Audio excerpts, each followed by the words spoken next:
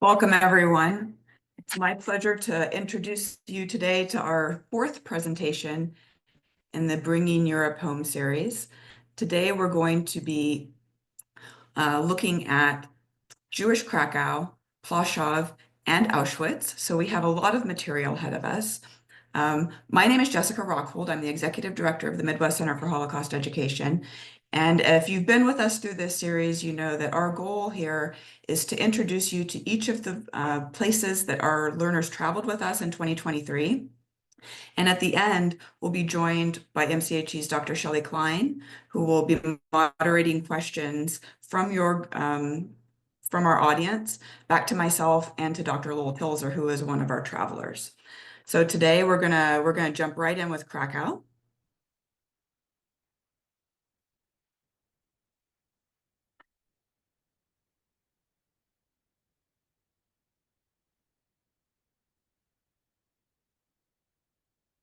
Sorry, give me 1 second. I'm having a screen problem.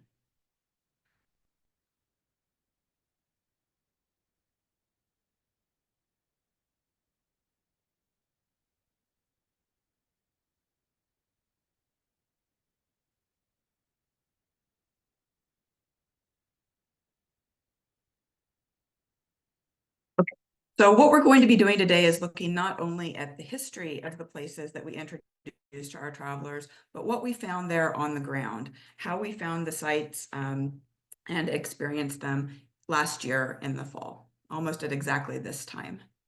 I'd like to start by telling you a little bit about the city of Krakow and how it situates itself in European Jewish history. So first of all, you see here on the right, this is a postcard of the main market square in Krakow in approximately 1900. As is the case with so much of Central Europe, this is space that has at different times been governed by various groups. So it's not a consistent national story. And for our purposes, in the immediate aftermath of just prior to our time, in the pre-World War I period, this is a space that is Austro-Hungarian. So it had been part of the Austrian Empire, and in fact was part of the Axis during World War I.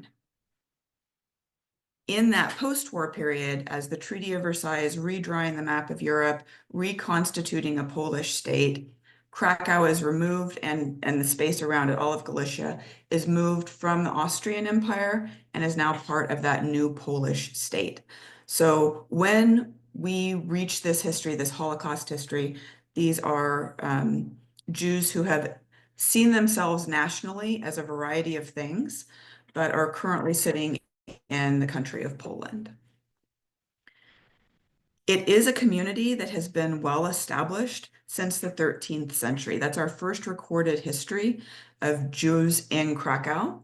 And it's not really in the city of Krakow proper, but was a small community just across the Vistula River called Kazimierz. That is what is today the Jewish quarter of now an expanded Krakow. But at the time, it was an island that was connected to the broader city by this bridge that you see here. You can see this much older depiction of what the city would have looked like, more in that 13th, 14th century time period. By the time we reach World War II, verging on the Holocaust, this is a city of somewhere between 55 and 65,000 Jews. And it's about a quarter of the entire city's Jewish population. So as a percentage, it is a higher percentage than we sometimes see in these larger urban areas. It is a city that has a thriving Jewish culture. It has its, rabbinic traditions. It has its structures. If you were with us when we spoke about Prague and Terezin, we talked about it's not just that the people are there, but the kind of constructs of a Jewish community, how they can live communally as Jews. And so for us, one of the things that we saw in Kazimierz were these remnants of that tradition, some of the synagogues that had not been destroyed. The first that I want to talk about is the Old Synagogue. It was built in the late 1400s. And you can see it here in the photograph on the right. It's the building in the far back, the brick building, if you can see my cursor here in the very far back right. So this is a synagogue that has sustained centuries of life moving through it. From the 1400s, it was an active synagogue until 1941 with the establishment of the ghetto. When we were in Krakow last year, this is how we found it. You can see that the kind of yellow building in the front has been added. That's now part of their building. That's a new addition, but the primary structure has survived all of these years and survived the Nazi period, and that the inside has been restored to its original. If you go back to the prior photograph, you can see it's a really excellent reconstruction of what that synagogue has been over the centuries. The other synagogue that we were able to visit was the Remu Synagogue. This was completed in the 1550s. It began about 1552, if my memory serves, and was completed in 1557. So it's slightly newer than the old synagogue, and it is a building that survived intact the Nazi period. It was, again, a congregation up until the ghettoization period, when the Jews were moved out of Kazimierz. And at that time, the building itself was preserved because it was requisitioned by the Nazis for storage. It was utilized to store firefighting equipment. And because of that, the interior was emptied. So the traditional and religious artifacts were moved out of that space, including the bima, but the building itself remained intact. And it has been restored, as you can see here, an excellent restoration of the artifacts and the bima. And this is our group visiting that Orthodox congregation. Is now the only active Jewish congregation in Kazimierz today. And here we are visiting that space last year. Attached to the Rema Synagogue is the old Jewish cemetery. There is now what they call a new Jewish cemetery, which is quite old. But this old Jewish cemetery was accepting burials from the 1550s to the 1850s. So it's 300 years of the Jewish community represented there. And during the Nazi occupation, both it and the new cemetery were desecrated. The tombstones were broken down, the walls were broken down, the stones were often crushed and then utilized to pave walkways and roadways and variously used in other ways. The post-war period saw a restoration of this cemetery. Those tombstones that had been desecrated and taken elsewhere were brought back.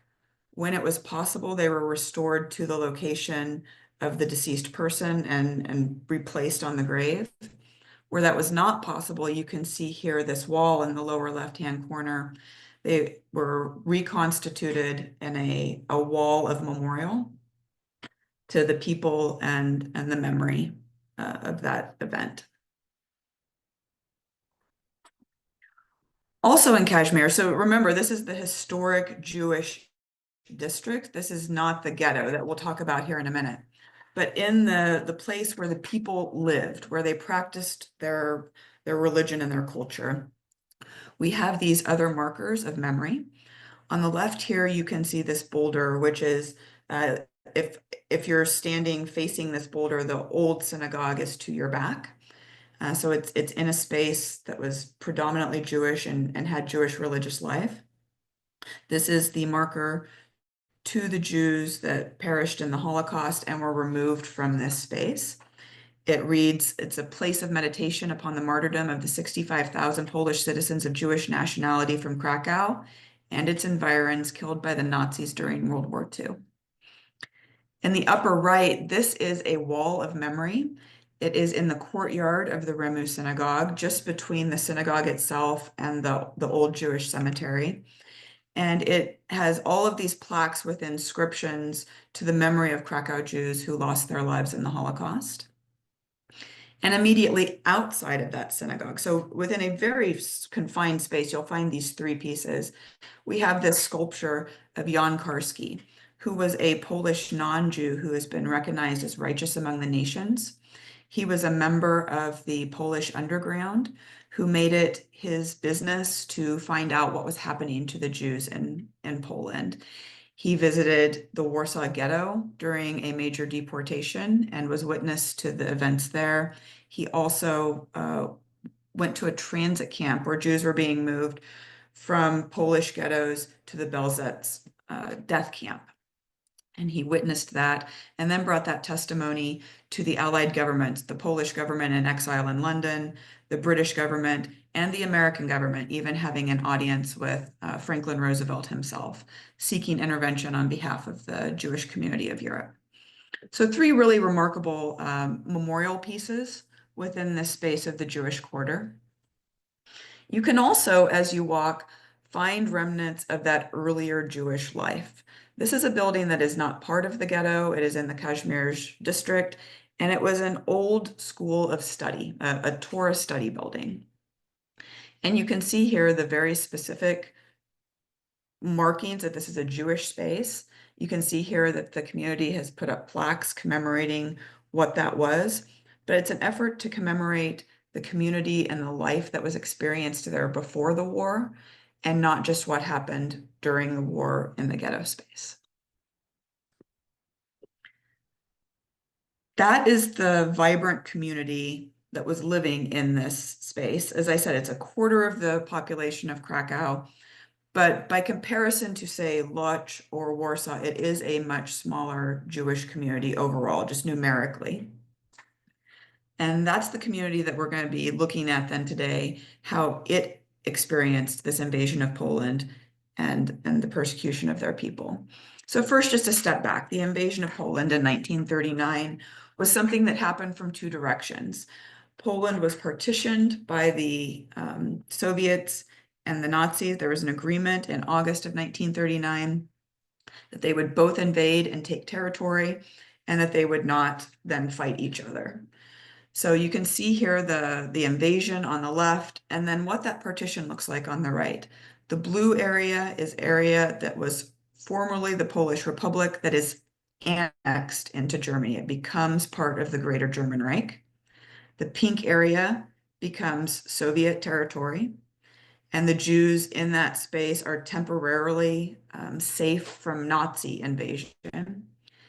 And what we're looking at then today is this green space that we call the general government. This is occupied Polish territory, and you can see that Krakow lands in the green and Auschwitz then lands in the blue. So that green area from the previous map is what you see here. This is the general government that was then again subdivided into 4 primary districts, Krakow being one of them. In that space, we have 2 important Nazis governing. One is Hans Frank. He is the governor general of the entire space in this map, not just the Krakow space, but all 4 districts. He is a Nazi who has been charged with managing the civilian administration, what's going to come down to deportations, and just generally making sure that German will is imposed in this space. As Shelley mentioned last week when we talked about Heydrich in Prague, it is Nazi preference to set themselves up in the kind of castles that they find in this space. And so Frank sets himself up in the Wawel Castle, which is the primary, it's the castle in Krakow that's kind of like the primary skyline view of the city. You see that here. And then Krakow, the city, is also going to be the provincial capital of the Krakow district, which is going to then have oversight by this second Nazi, Otto Wachter. And it is this positioning as being a dual capital that makes Krakow particularly important in the Nazi hierarchy and helps to ensure its preservation through the war. This is a city that is not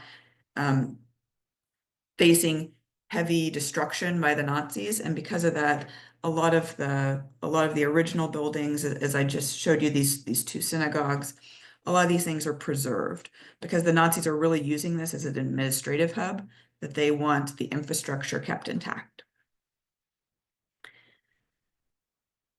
In the early months, so Krakow is immediately occupied. The Germans invade on September 1st, 1939. And In that very first week, Krakow is already under occupation. It is a space that is in very southwestern Poland. And so that means that it is almost immediately occupied. And so for the Jews in the community, they're going to be coming under a series of decrees that gradually and oppressively restrict their livelihoods. So what we see almost immediately is that for the 65 to 70,000 Jews in Krakow at this point, that they are going to be subjected to forced labor requirements, especially adults over a certain age. They're going to be required to report for forced labor of various kinds. In November, the Judenrat is going to be appointed. So these are people that will end up being representatives of the Jewish community tasked with enforcing German will in the ghetto space. The ghetto is not established yet, but the Judenrat is appointed. In December, the images that you see here in front of you, armbands are imposed. This is not a space that is wearing the yellow star that many of us are familiar with.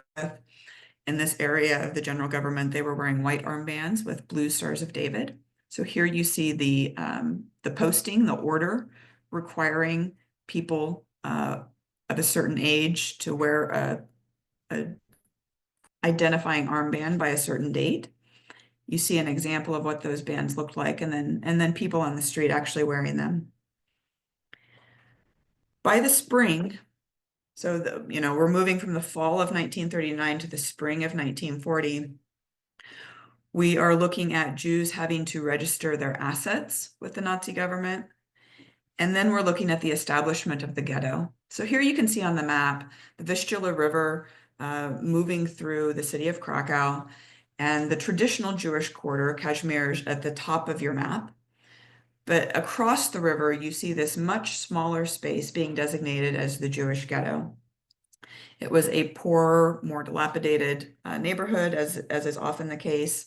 The Nazis were going to give the worst infrastructure to the ghetto space. And so this meant a massive displacement of people. It was not just Jews moving to the ghetto, but it was people moving out of what the space that was going to become the ghetto, having to relocate out, and then the Jews moving in after that. The ghetto was established, and like the required move date was March 21st, 1941. The Jews were moved into the ghetto, not just from Kazimierz, but from surrounding towns. So smaller towns would have been consolidated in and brought into that space.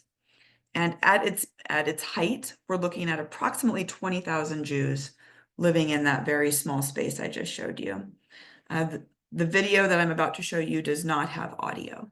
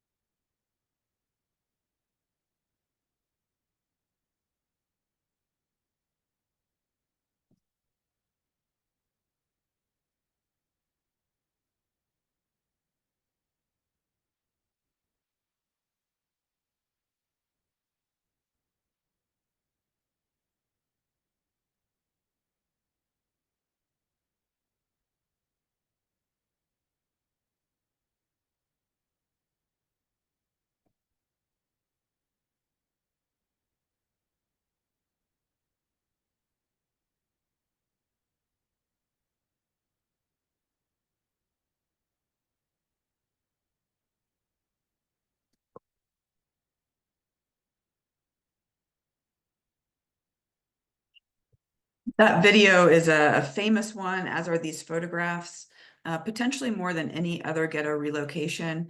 The video and the photographs have become iconic for this movement of goods. You really see the people trying to shift their lives from one place to another. And one of the things we talk about a lot when we teach about ghettos is that this is truly the last place that Jewish communities lived as communities, they lived as family units. This is a place that they were really trying to reconstitute living in, admittedly, an abnormal situation, but they were trying to create normalcy in that space. And so here you see, you know, what they had to cope with in terms of just the logistics of moving, but also the kinds of decisions they had to make about what they're going to take with them. You see here, they're moving over the Pilsudski Bridge in Krakow. This was not the only bridge they went over. There was also a ferry crossing across the river, but this is the predominant route. You can see that bridge in the background today, the blue bridge behind the front white one. It is a bridge that was heavily damaged in the Nazi retreat from the city and kind of rebuilt and preserved. It's still there. You can still cross it. And I want you to just keep in your mind these pieces, these images of people moving their lives, because it's going to factor into the memorialization in this city that we'll see in a few minutes. Krakow was renowned for its association with forced labor. We know about Schindler. We're going to talk about Schindler a little bit, but he was one of many people operating factories in and around Krakow and then later Plaszow. You see here a couple factories that I wanted to highlight for you. One was the Optima factory. This was a chocolate factory before the war. They made chocolate, and it was repurposed in the Nazi period to a clothing and shoemaking factory, kind of in service of a war industry. And it became famous because its courtyard was one of the two primary locations that Jews reporting for deportation would be held in their courtyard. The second is the Madrich factory. This was a textile factory, and it's a story that is not as well known as Schindler, but bears many similarities. This is a man who chose to create better situations for the workers assigned to his factory. They had better food, they had better access to care. There was an effort on his part to assist with some rescue. There was opportunities in deportations to hide in his factory, and he was in fact named righteous among the nations, as was Schindler. And of course, the most famous story is the story of Schindler and his factory, which was just outside of the ghetto. It's not in Kashmir, it's on the ghetto side of the river, but it is outside the confines of that space, down the road a bit. We all know the story.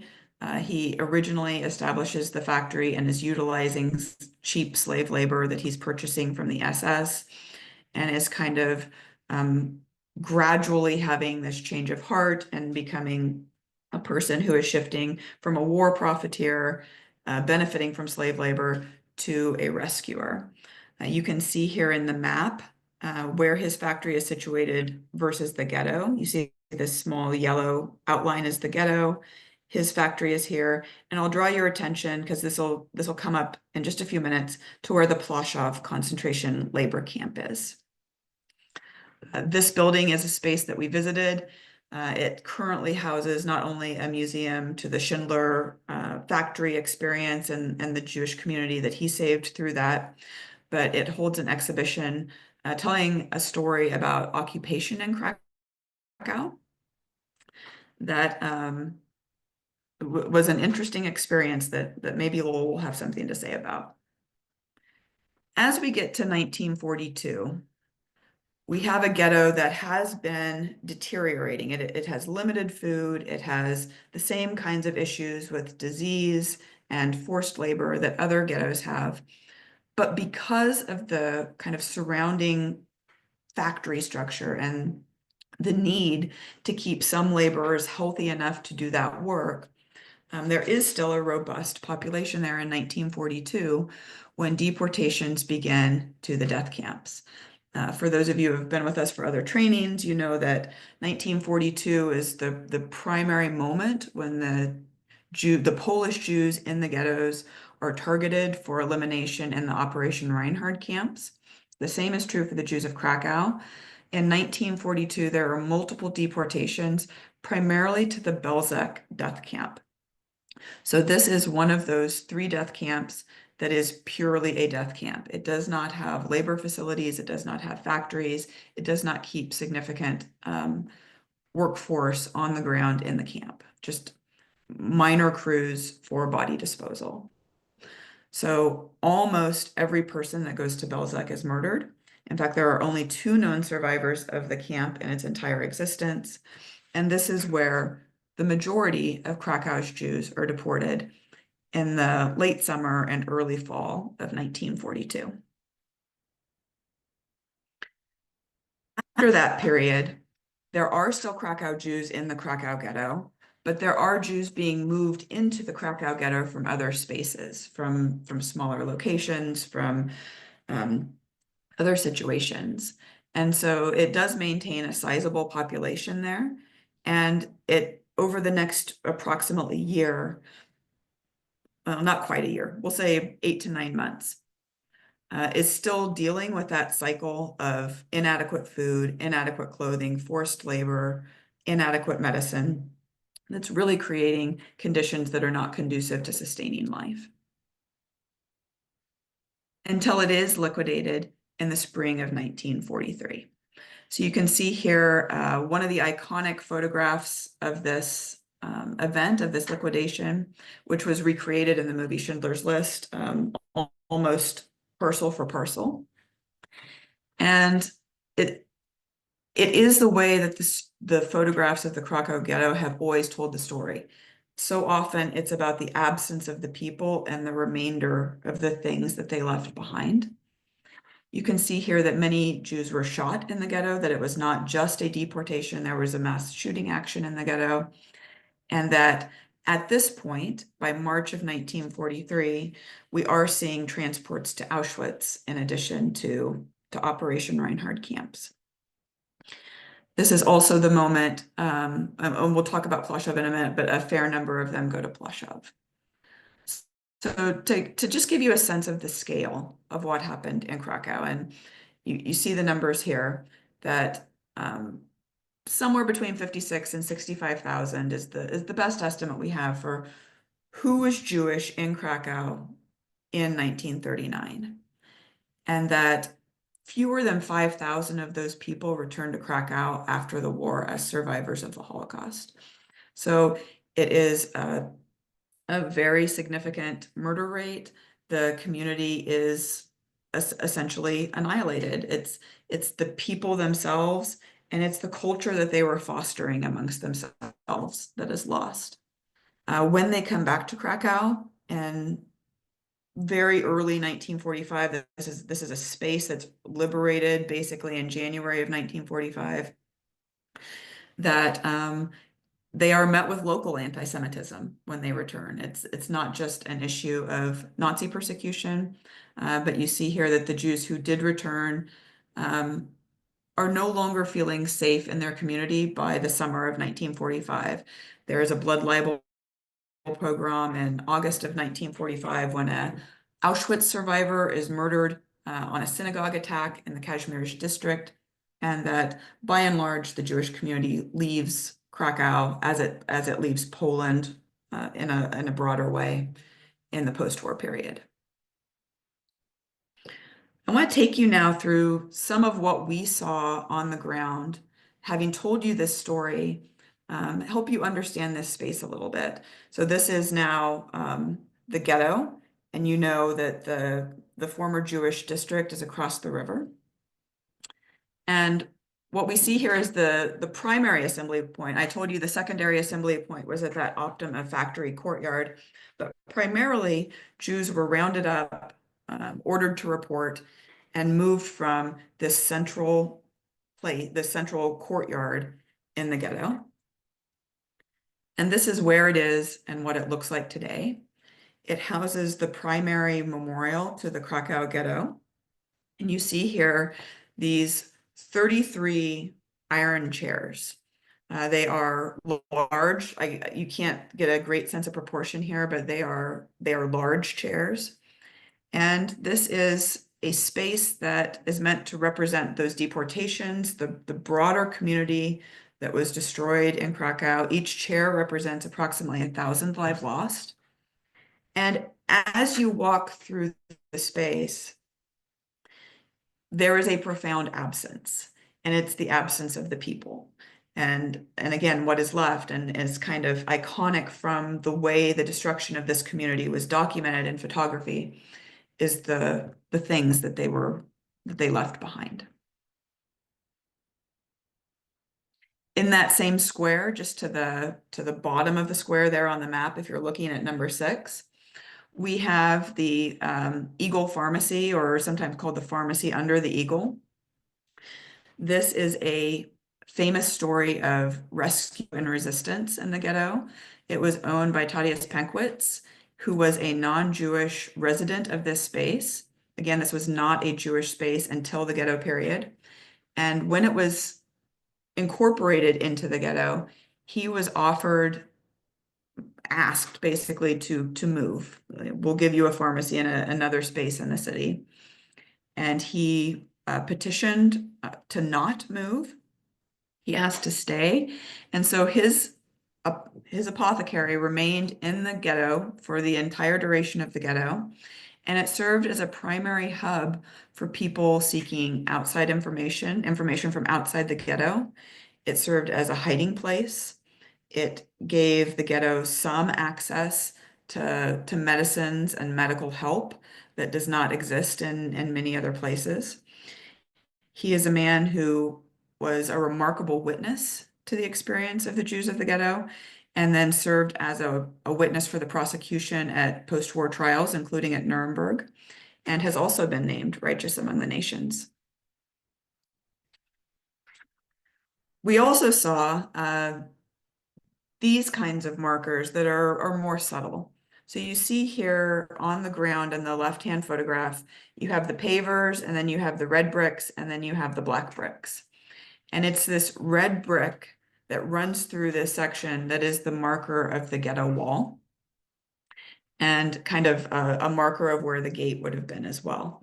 So these are physical reminders that people walking through this city must confront as they move through their daily lives, that they are walking through this space that kind of demands their attention and a remembrance of the things that happened there. Here you see there were kind of two formations of how this ghetto was enclosed. It was a closed ghetto. The Jewish community themselves had to build portions of walls. And you can see here that they were designed to resemble tombstones. And then there were other spaces that were merely barbed wire fences. So potentially easier to, we have a survivor who talks about her sister going through the fence to smuggle goods back in for them to be able to eat. So a ghetto that was enclosed in a couple of different ways. And there are places where you can see the remainder of the wall. There are two primary segments that are preserved. You can see this kind of taller section. This is, I would say, I don't know, maybe 10 or 12 feet tall as I was standing in front of it. And it does bear a plaque explaining what it is, but such distinctive shape and marking that there's no denying what it was. And then this second fragment of wall has been preserved. It actually is at the back of a school, an elementary school. So you see here the playground equipment where citizens of Krakow are continuing to live their lives in this space with this history always in the background.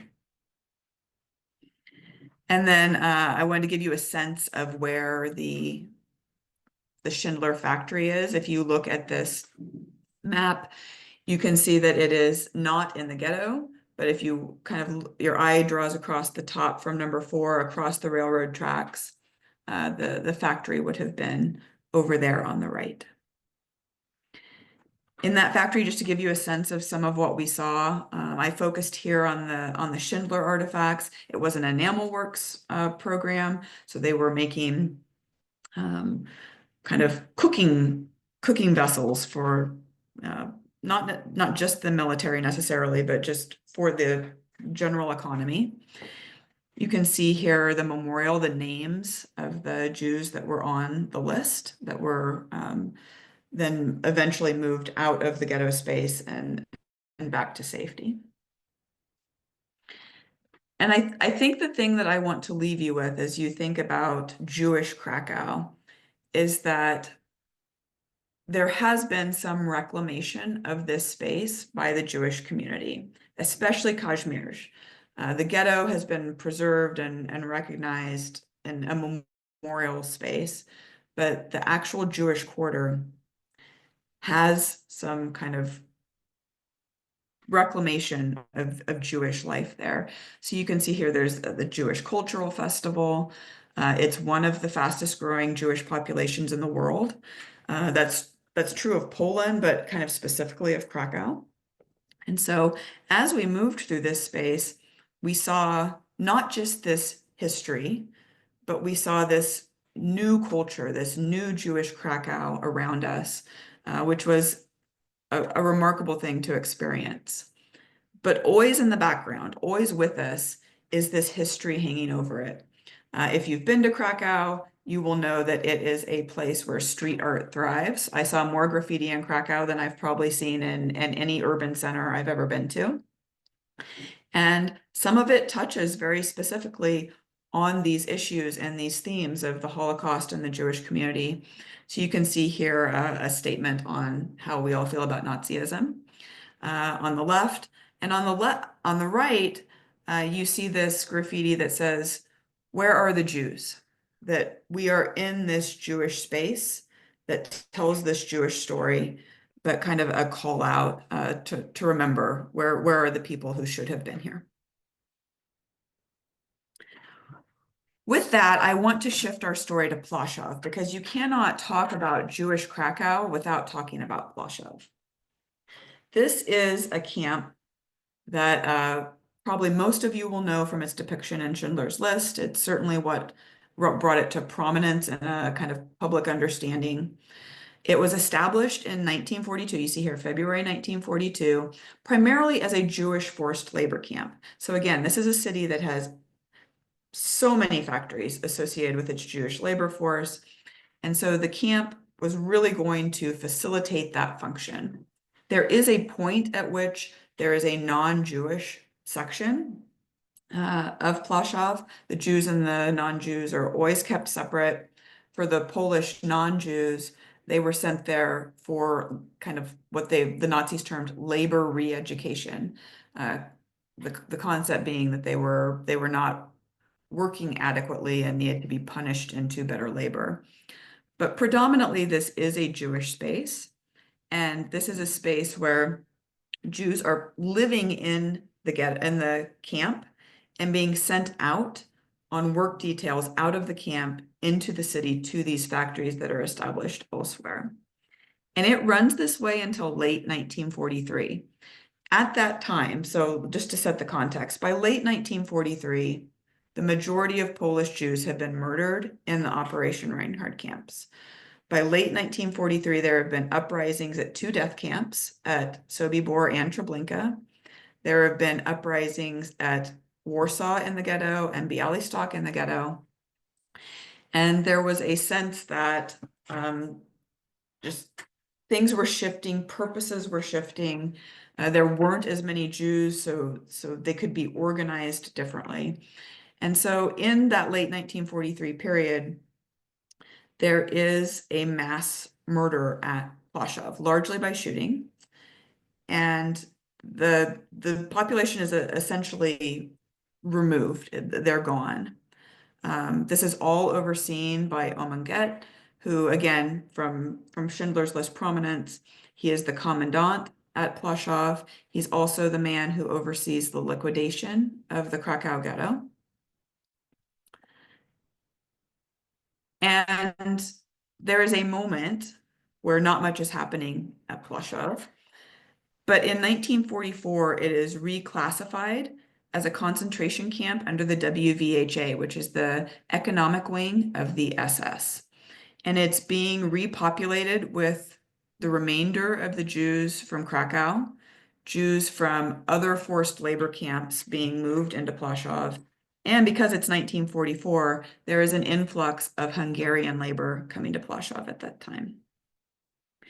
It is at that time that factories are no longer operating outside of Plaszow, but literally moving inside the space. So we see here that Schindler's laborers are moved there, and that it is really operating as a concentration camp in service of these facilities. But already by the fall, because things are starting to happen very quickly in 1944, as the Russians are approaching, there is a decision to begin to prepare the camp to be closed. It's not closed yet. It isn't closed until January of 1945, but we see a large reassignment of prisoners. This is when many go to Auschwitz. It's also about reassignment to other labor facilities. So we see many Jews going to the Gross Rosen complex as well. This is also the moment when the mass graves are exhumed and body disposal is happening in the attempt to destroy evidence before the Russians reach the camp. As we find the camp today, there is very little marking the space. This is in suburban Krakow. You have to drive a little bit outside of the city center to reach this space. And again, it is more about what's not there than what is at this point. Here you can see just kind of the landscape of the space.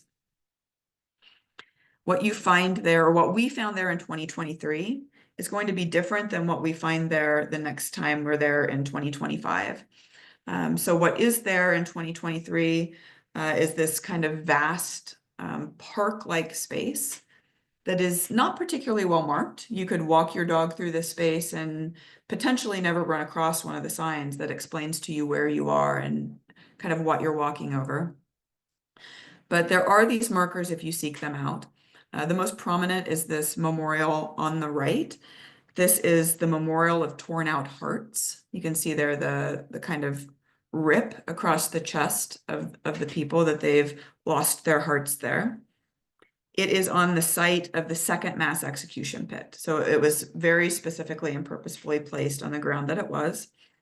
And it depicts 5 different, it's meant to represent essentially 5 different nationalities that were highly represented at Plaszow. And on the back, there's an inscription in Polish that reads, "To the memory of the martyrs murdered by the Nazi perpetrators of genocides in the year 1943 to 1945. It is a stunning monument, but again, if you go there without context, you're not going to learn much on the ground about what happened there. When we go back in 2024, we anticipate there's supposed to be a new walking exhibit opening in March of 2025. So this will be now an option where we can walk through this space and see kind of archaeological ruins, the kind of the base of buildings, markers that will denote where mass graves were, and some of the story of what happened there on the ground. One of the reasons there is such a reclamation of the Jewish space in Krakow is, in some ways, ironically, the fact that it's in such proximity to Auschwitz. There is an interest in this Jewish history in this space. And so the Jewish community going back there and reclaiming that is part of that process. Auschwitz is slightly west of Krakow. So you'll have noticed that on a few of the previous slides, when we talk about Krakow, the Nazis leaving Krakow or the Nazis leaving Plaszow, they're actually heading towards Auschwitz because Krakow is going to be liberated by the Red Army before Auschwitz is. And what I want to do is tell you a part of the story of Auschwitz at this moment that's related to how our learners experienced this site.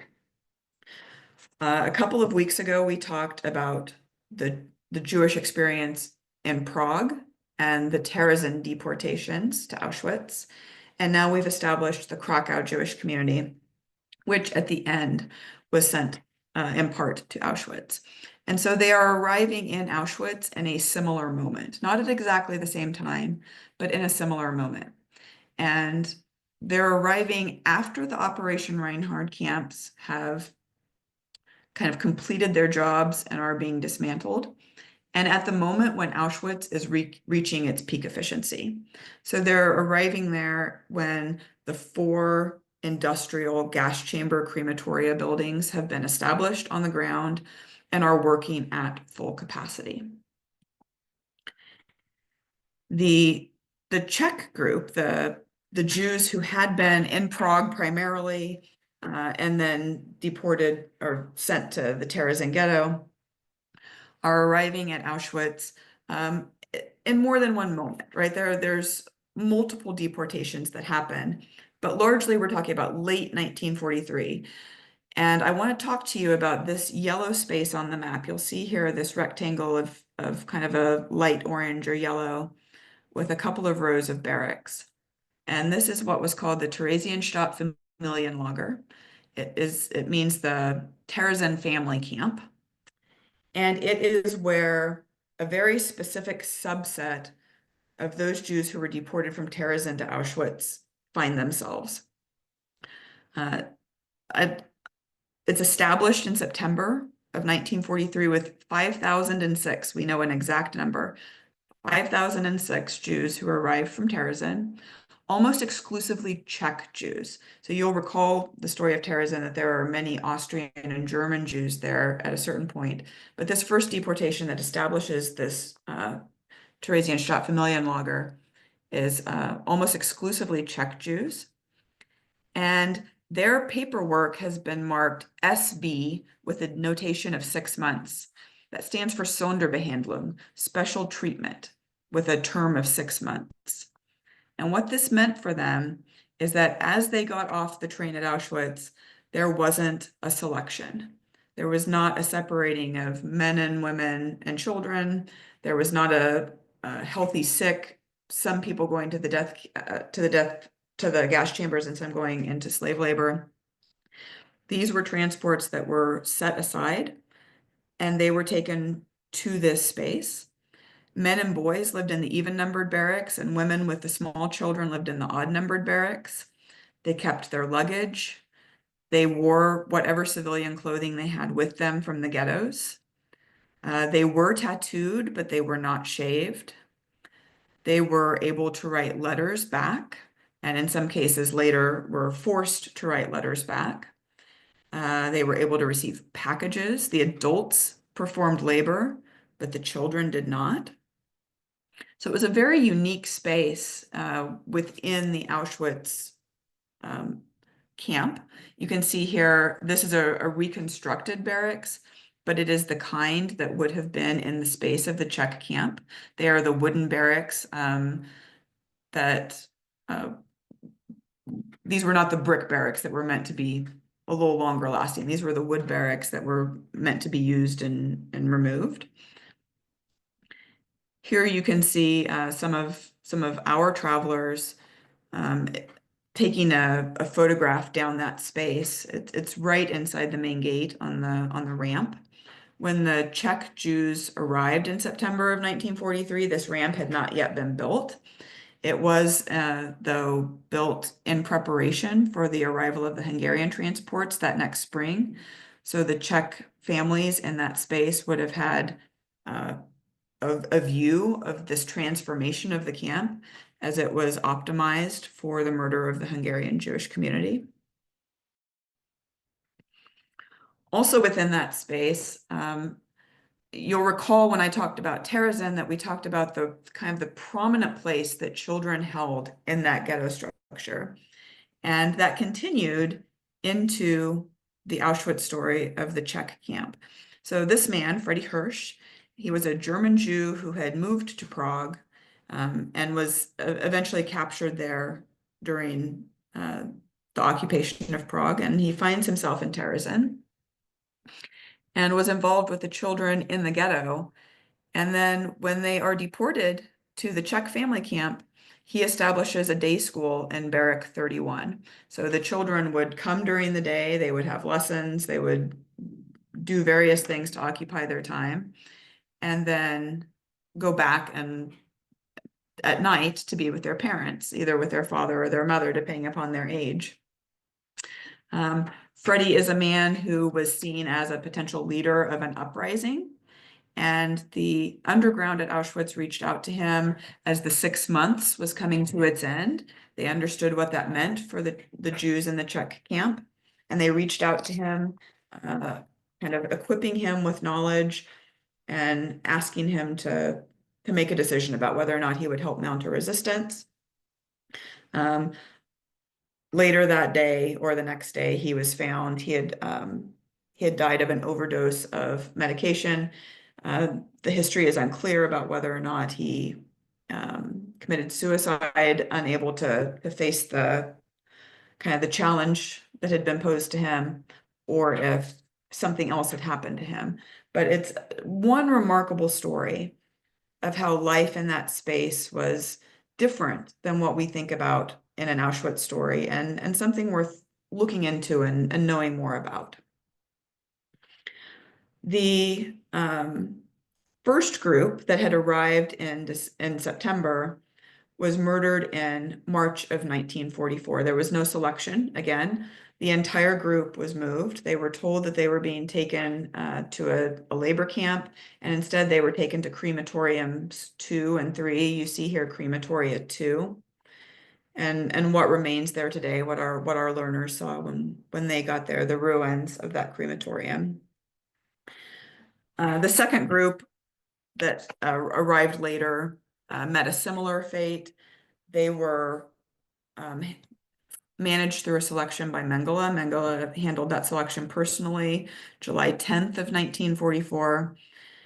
They deemed 3,000 people fit for work and moved them on to other camps. And they murdered approximately 7,000 people over 2 evenings from the Czech family camp when it was liquidated on July 11th and 12th of 1944. Of those 24 transports that arrived from Terezin, that carried about 46,000 people, only about 18,000 of those lived in the Czech family camp. Again, the vast majority were murdered in Auschwitz, largely upon arrival. But this Czech family camp is this one moment in Auschwitz that ties back directly to that story of Terezin that we talked about a couple of weeks ago, and how the propaganda purpose was still manifest. It was still something the Nazis were invested in, having access to these people should they need to prove something to the International Red Cross or anybody else who asked. Today, if you are standing in Birkenau, this is essentially what you see. It's an open field. You can still see the markers of the barbed wire. You can see the fence posts in the background because each section would have been marked by electrified barbed wire. And what really remains are these chimneys. And you can see how the conservation effort to maintain those chimneys. You can also find in the space of the Auschwitz concentration camp, Auschwitz I, which we'll talk more about next week, this memorial, which is the Czech National Memorial to the victims of Czech persecution and murder in Auschwitz. I would encourage you to give some thought to looking at our local survivor testimonies that touch this history. Ida Loeffler is a woman who was born and raised in Krakow. She was in the Krakow ghetto and ends up in Plaszow and Auschwitz. Isaac Federman is not from Krakow, but he is one of those Jews from the region who finds himself in Plaszow. And Sigmund Mandelbaum, who was actually liberated in Terezin, which is one of the stories that we've been telling today. With that, I would like to invite back Dr. Klein and Tilzer, and we will see if we have any questions from the group. Thank you, Jessica. Why don't we start with you, Dr. Tilzer? You traveled with us last fall, and this history is obviously very important and very personal to you because of your family connection. I wonder if you could tell us a little bit about how being in the space where this history took place changed your understanding or your perception of family stories that you'd heard for many years. Well, watching documentaries and movies about Eastern Europe, about Krakow, about uh, the Auschwitz and Birkenau killing factories made this trip especially meaningful for me. The guide that we had through this camp was named Paul, and he was a friend and colleague of Shelley's, who is one of the executive directors of the Auschwitz Institute, the preservers of the Auschwitz concentration camp and Birkenau. And just being in that space was amazing. As you move from the visitor center to the gates of Auschwitz, you go through a tunnel below ground that is announcing the names of those who perished there. And it's Pavel's voice that is announcing these names that come there. As you approach the Auschwitz gates, you see Arbeit macht frei, you see the immortal words, you see the walls of Auschwitz there. And I don't know how many people have seen Zone of Interest, the movie from last year. It was nominated for an Academy Award. And this afterwards made me think of my movements through Auschwitz. On the other side of the wall at the entrance was the commandant of the concentration camp, Rudolf Hess. And he and his family lived there and had a great time. They had their swimming pool, they'd go horseback riding, they'd have parties, they would enjoy their life. And all of this with a million people being murdered on the other side of the wall. This was a great life for them, yet it was hell, Dante's hell on the prisoner's side. Probably the most impactful uh, uh, parts of it was going through the buildings of Auschwitz and seeing the piles of eyeglasses, of shoes, of cookware. Uh, it was really chilling to see that. You've seen it before in the documentaries and the movies, but to see it in person, you actually feel it.